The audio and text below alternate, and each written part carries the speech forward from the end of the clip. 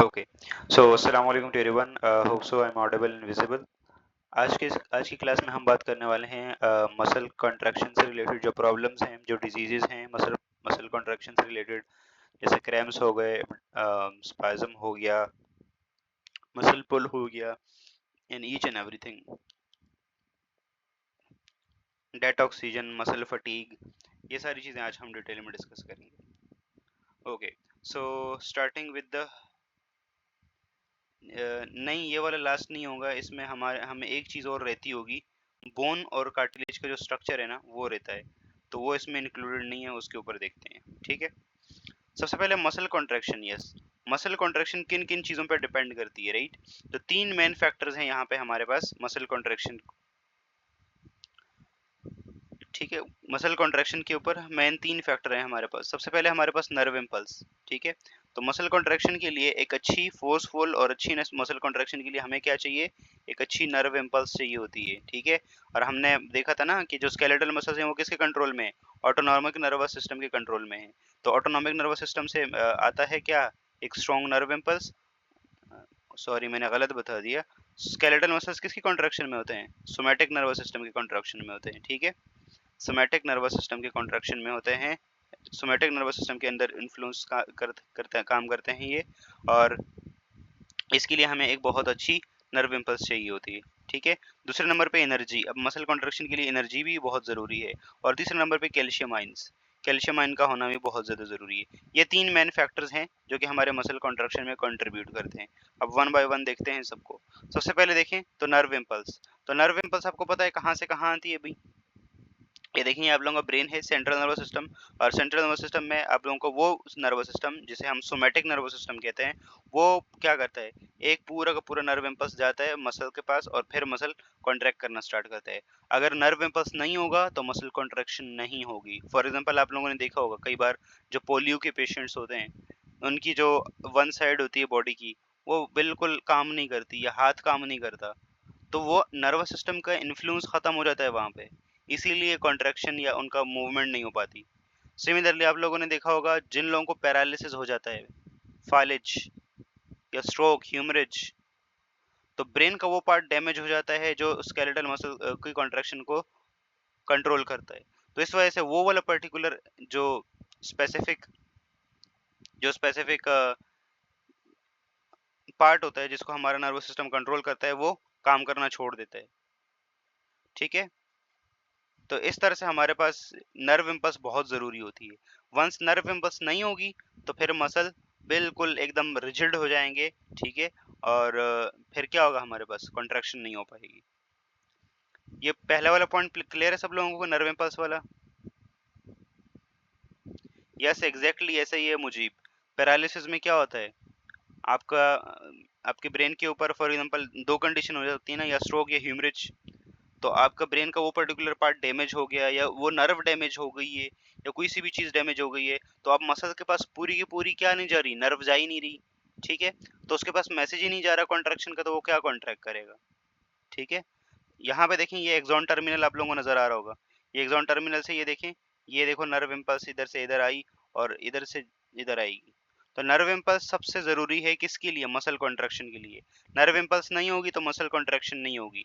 Examples में आप लोग पैरालिसिस, स्ट्रोक, ह्यूमरेज या पोलियो के लोग देखते हैं जहाँ पे मसल कॉन्ट्रैक्शन लूज हो जाती है। ठीक है, नर्वस सिस्टम का जो वो होता है वो लूज हो जाता है और फिर कॉन्ट्रैक्शन नहीं हो पाती। तो यहाँ तक क्लियर है सब लोगों को ये पॉइंट? आगे बढ़ें। पहला वाला पॉइंट क्लियर है। दूसरा वाला पॉइंट है एनर्जी का, कि मसल के लिए एनर्जी चाहिए होती, मसल कॉन्ट्रैक्शन के लिए। अब ये एनर्जी आती कहाँ से? यस, ये एनर्जी आती कहाँ से? तो मेनली हमारे पास तीन सोर्सेज होते हैं एनर्जी के। एक ग्लाइकोलिसिस। ठीक है, ग्लाइकोलिसिस मतलब वही ग्लूकोज का टूटना और दो पायरुवेट के मॉलिक्यूल्स देना और उससे हमें एनर्जी मिलती है। दूसरा होता है एक एनारोबिक ग्लाइकोलिसिस, और एक होता है क्रेटिनिन फॉस्फेट।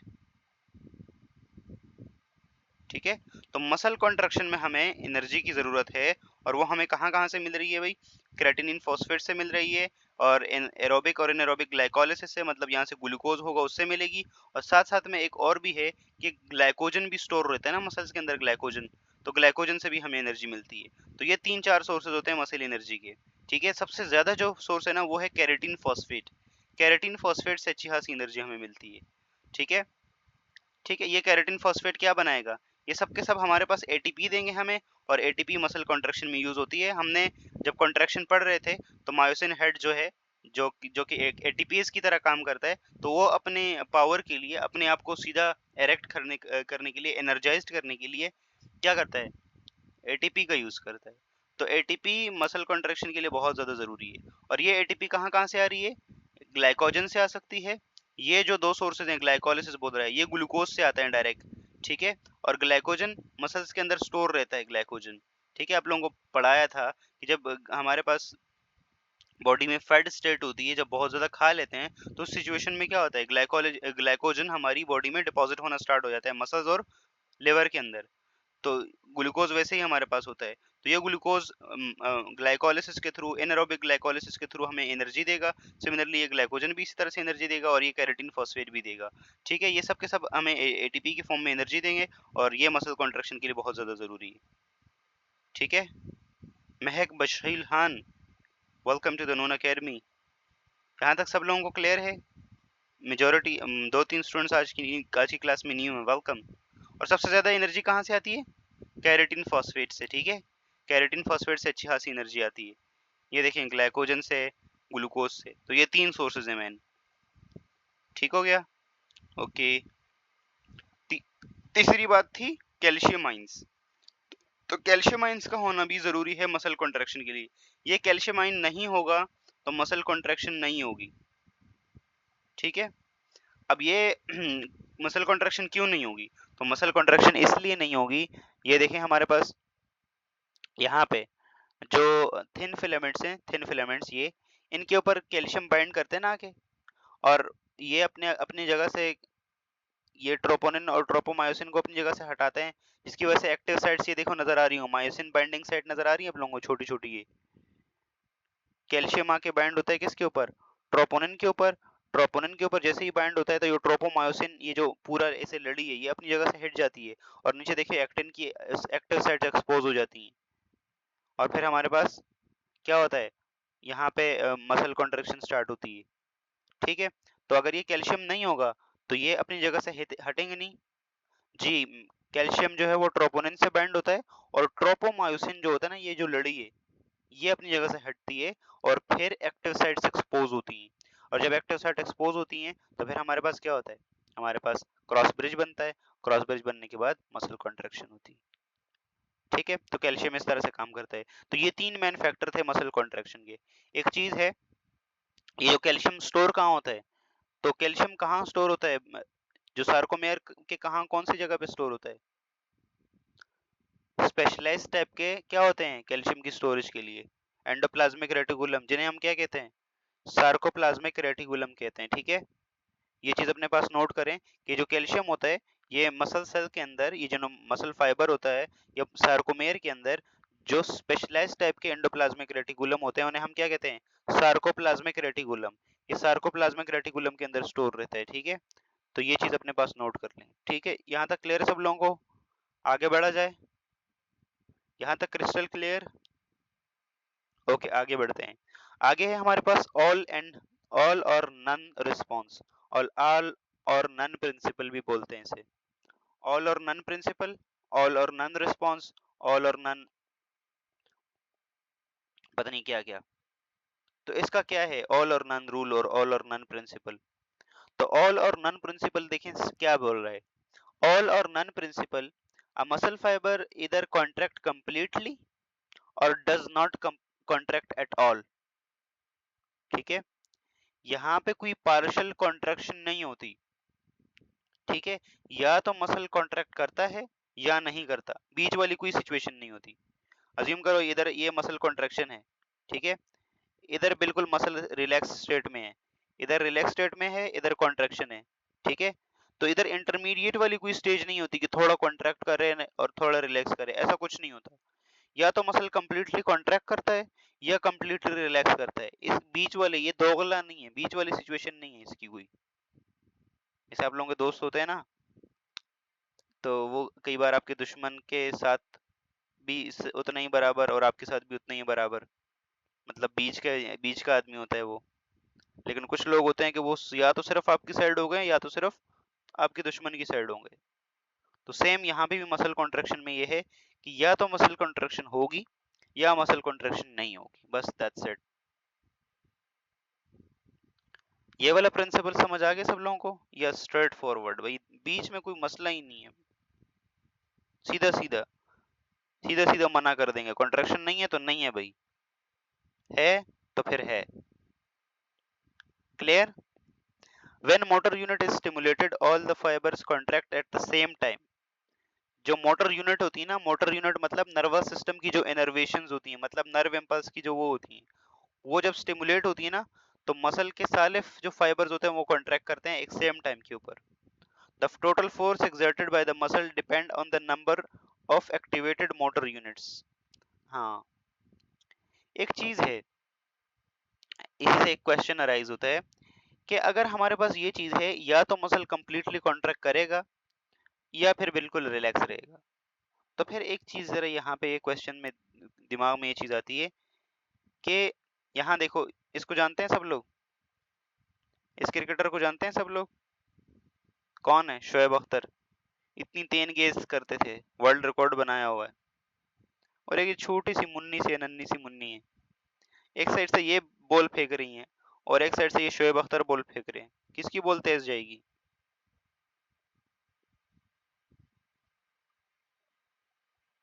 किसकी बॉल तेज जाएगी? शोएब भाई की, बिल्कुल शोएब भाई की तेज जाएगी। ठीक है, एक चीज और देखें, शायद नहीं, श्योरली शोएब अख्तर की तेज बॉल तेज जाएगी। अब अज्यूम करो यही शोएब अख्तर ये छोटी सी मुन्नी के साथ खेल रहे हैं, लेट्स से, तो फिर ये क्या तेज गेंद करेगा जैसे वर्ल्ड कप में वो? ठीक है, तो फिर ये कैसे है कि बाकी लोगों को ये इतनी तेज गेंद करता है 161 की स्पीड से, पता नहीं कितनी की, और ये नन्ही सी मुन्नी के बच्चे को जो है आहिस्ता गेंद करेगा? ऐसा कैसे पॉसिबल है? या आप भी अपनी डेली लाइफ में भी देखें, तो कोई बड़ा आदमी हो तो उसको तेजी से, उसकी तरफ तेजी से बॉल को फेंकते हैं, जब छोटा बेबी होता है तो उसको आहिस्ते से बोल देते हैं। तो ये ऐसे कैसे पॉसिबल है? ऑल और नन प्रिंसिपल में तो हमने देखा है कि या तो कंप्लीट कॉन्ट्रैक्शन होगी या नहीं होगी। तो ये बीच वाली ये जो राय है, आहिस्ता से बॉल फेंकी, ये कैसे हुआ? सवाल पैदा होता है ना, क्वेश्चन अराइज होता है। क्वेश्चन समझ आया आप लोगों को? क्वेश्चन समझ आया और ये सिचुएशन समझ आई जो मैं समझाना चाह रहा हूँ आप लोगों को? ये चीज समझ आ गई ना? ओके, वंस अगर क्वेश्चन समझ आ गया ना, तो नाउ अब देखें, जो मसल कॉन्ट्रैक्शन का एक्सटेंट है ना, वो डिपेंड करता है कि आपके कितने मोटर यूनिट एक्टिवेट हुए हैं। जब शोएब अख्तर जब शोएब अख्तर किसी मान लो वर्ल्ड कप के मैच में बॉल कर रहे होंगे, या अपने टाइम पे जब करते थे, तो उस टाइम वो फुल जोर लगा के वो करते थे, तो उसलिए उसके जो मोटर यूनिट्स थे ना, मतलब जो न्यूरॉन जाके मसल को जो एक्टिवेट करता है, वो ज्यादा नंबर में एक्टिवेट होते थे। ज्यादा नंबर में एक्टिवेट होते थे तो मसल कॉन्ट्रैक्शन फोर्सफुल होती थी। ठीक है, जबकि छोटे बेबी को हम अगर बॉल रोल करेंगे या सिंपली फेंकेंगे, तो उधर ये मसल कॉन्ट्रैक्शन में ये जो मसल मोटर यूनिट है ना, ये कम एक्टिवेट होगा। ठीक है, क्योंकि हमारे नर्वस सिस्टम के इन्फ्लुएंस में है ना, तो हम उसी हिसाब से जो है वो ये ये एक्टिवेट होते हैं, और छोटे बेबी को फिर हम बॉल आहिस्ता फेंकते हैं। The motor unit of the smallest functional unit of the nervous system, and it can regarded as the final output of the motor command। ठीक है, जितने ज्यादा ये एक्टिवेट होंगे उतने ज्यादा हमारे पास क्या होगा, जितने ज्यादा ये एक्टिवेट होंगे उतनी ज्यादा हमारे पास फोर्सफुल कॉन्ट्रैक्शन जनरेट होगी। ठीक हो गया? और जितने कम ये एक्टिवेट होंगे उतनी कम फोर्सफुल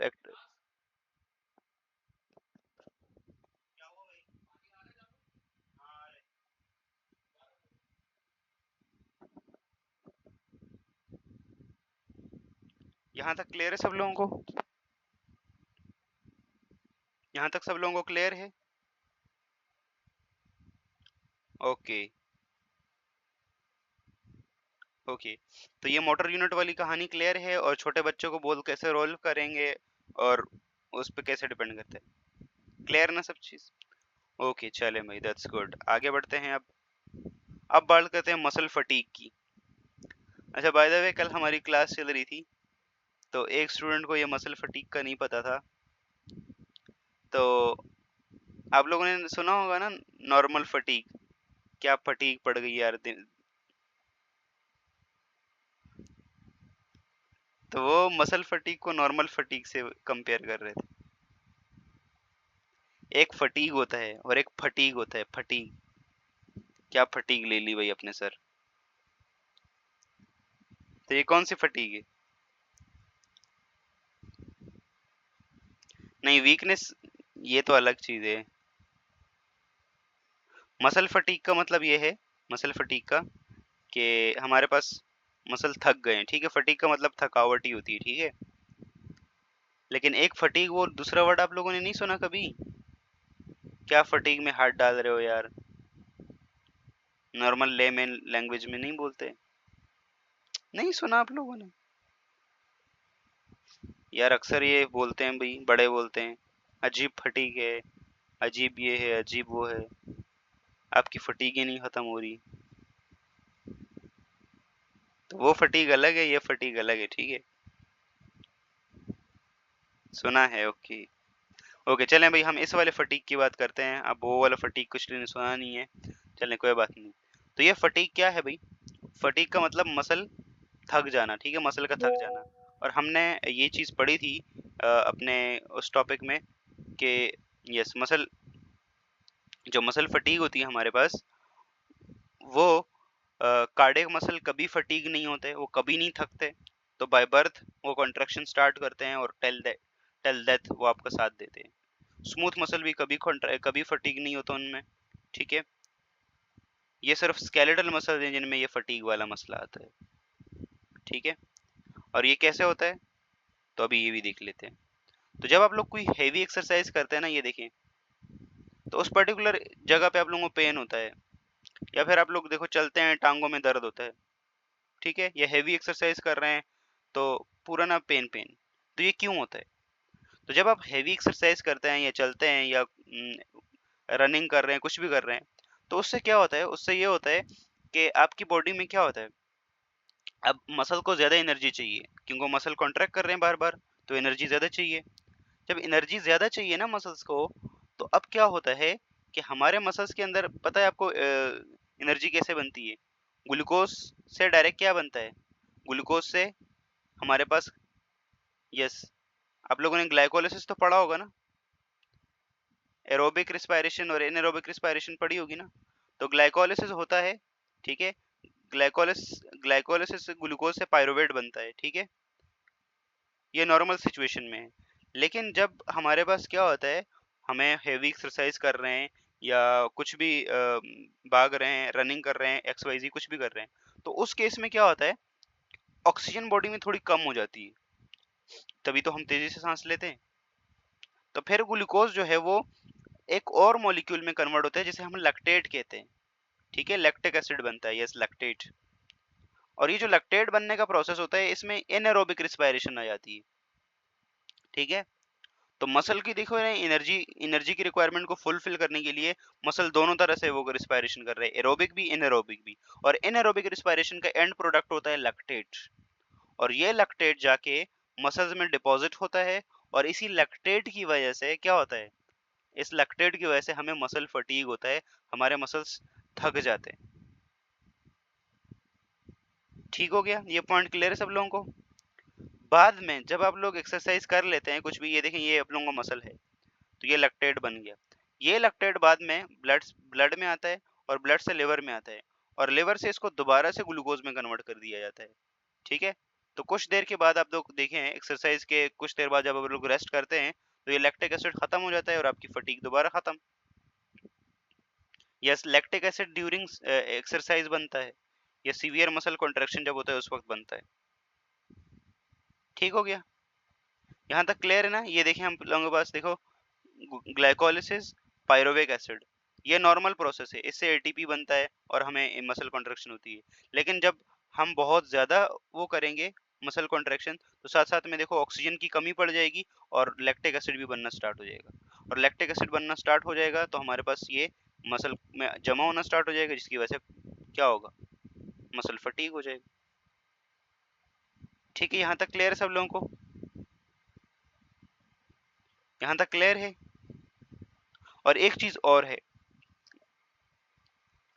जब आप लोग एक्सरसाइज करते हैं तो उस वक्त सांस फूलता है ना आप लोगों का, इसका मतलब आपकी बॉडी में ऑक्सीजन की कंसंट्रेशन कम हो जाती है। ठीक है, ऑक्सीजन की कंसंट्रेशन जब कम होती है तो हमारे पास क्या होता है, सेल एनारोबिक रिस्पायरेशन में चला गया और लैक्टिक एसिड बन गया, जिसकी वजह से मसल फटीग। ठीक है, और इसी मसल फटीग की वजह से देखो ऑक्सीजन कम है हमारी बॉडी में। अब क्या होता है कि ये जो लैक्टिक एसिड को दोबारा से ग्लूकोज में कन्वर्ट करना होता है ना, तो इसमें कुछ ना कुछ क्या लगती है, कुछ ना कुछ हमारे पास ऑक्सीजन लगती है। ठीक है, तो आफ्टर एक्सरसाइज जो ऑक्सीजन लगती है, जो लैक्टिक एसिड को दोबारा से उसमें कन्वर्ट कर दे और आपका जो मसल फटीग है वो खत्म हो जाए, उसमें जो ऑक्सीजन यूज होती है या जो जिस ऑक्सीजन का कंजम्पशन होता है उसे हम कहते हैं डेट ऑक्सीजन। ऑक्सीजन डेट नाम सुना होगा, ऑक्सीजन डेट का। ऑक्सीजन डेट, ऑक्सीजन की डेफिशिएंसी हो जाती है ना, तो ऑक्सीजन का एक डेट जनरेट हो जाता है। तो एक्सरसाइज के बाद जब आप लोग रेस्ट में आते हैं ना, तो कुछ ऑक्सीजन जो है वो कंपनसेशन के लिए हमें चाहिए होता है, रेस्ट में लाने के लिए दोबारा, वो ऑक्सीजन डेट होता है। Got it? यहाँ तक सब लोगों को क्लियर है? ये देखें, आप लोगों के पास कुछ एक कर्व है, excess post exercise O2 consumption, EPOC. ठीक है, तो आप लोगों के पास देखो वेंटिलेशन बढ़ जाएगी, वेंटिलेशन मतलब ज्यादा सांस लेंगे आप लोग, ज्यादा जल्दी सांस लेंगे तो ज्यादा ऑक्सीजन जाएगा, तो आहिस्ता आहिस्ता आप लोग नॉर्मल सिचुएशन की तरफ जाएंगे। तो क्लियर है यहाँ तक ऑक्सीजन डेट वाली सिचुएशन? सब क्लियर है यहाँ तक? आगे बढ़े, चलें आगे बढ़ते हैं और अब muscle contraction, abnormal muscle contraction या मसल डिजीजेस की बात करते हैं। Heart rate, heart rate, HR का मतलब हार्ट रेट, बायो में हार्ट रेट और मैनेजमेंट साइंसेस में ह्यूमन रिसोर्स। ठीक हो गया? ओके, अब एबनॉर्मल मसल कॉन्ट्रैक्शन की बात करें तो देखो हमारे पास आप लोगों की बुक में ना 3-4 बताई शायद, लेकिन हमने यहाँ पे सबको ही इनलिस्ट कर दिया है। तो एबनॉर्मल मसल कॉन्ट्रैक्शन इधर यहाँ पे देखिए, डिस्टोनिया और abnormal muscle contraction is a neurological movement disorder that is unwanted muscle contraction और स्पैज्म। ठीक है, जो डिस्टोनिया होता है या एबनॉर्मल मसल कॉन्ट्रैक्शन होती है, ये कैसे होती है, अनवांटेड मसल कॉन्ट्रैक्शन की वजह से या स्पैज्म की वजह से। ठीक है, तो अब देखते हैं हम, ये देखें इसने पेन कैसे पकड़ा हुआ है। ठीक है, इसकी वो देखो बॉडी मूवमेंट कैसे हो रही है, इसको देखो कुछ और है, तो ये सारी है। इन सबको इनलिस्ट किया जाए तो हमने कुछ 4-5 यहाँ पे इनलिस्ट किए हैं। सबसे पहले टेटनाई है, क्रैम्प्स है, मसल पुल है, टेटनस है और स्पैज्म है। ठीक है, तो ये सारी सारी सिचुएशंस हम डिस्कस करेंगे। सबसे पहले हम बात करते हैं टेटनाई की। तो टेटनाई हमारे पास क्या है, तो टेटनाई is a symptom that involve sudden involuntary muscle contraction and overly stimulated peripheral nerves. ठीक है, तो ये क्यों होता है? स्पेजम आगे देखेंगे हम, जब स्पेजम की बारी आएगी ना स्पेजम में डिस्कस करेंगे। टेटनाई में क्या होता है, यहाँ देखें, यहाँ देखें, यहाँ देखें, एकदम से सडनली क्या होता है, सडन इनवॉलंटरी कॉन्ट्रैक्शन होती है। इनवॉलंटरी का मतलब हमारे कंट्रोल में नहीं होगी। वैसे तो स्केलेटल मसल हमारे कंट्रोल में होते हैं, हमारी विल के अकॉर्डिंग कंट्रोल करते हैं, कॉन्ट्रैक्ट करते हैं, लेकिन इस वाली सिचुएशन में क्या होता है, इस टेटनाई वाली सिचुएशन में, कि हमारे पास इनवॉलंटरी और सडन सी कॉन्ट्रैक्शन खुद ही स्टार्ट हो जाती है। क्यों? क्योंकि जो पेरिफेरल नर्व होती है ना, मतलब जो मोटर यूनिट जा रहा होता है हमारे नर्व मसल की तरफ से, वो ओवरली एक्टिवेट हो जाता है। किस वजह से? या तो लो कैल्शियम की वजह से, ठीक है, और वो रिमेन इन कॉन्ट्रैक्टेड स्टेट रह जाता है।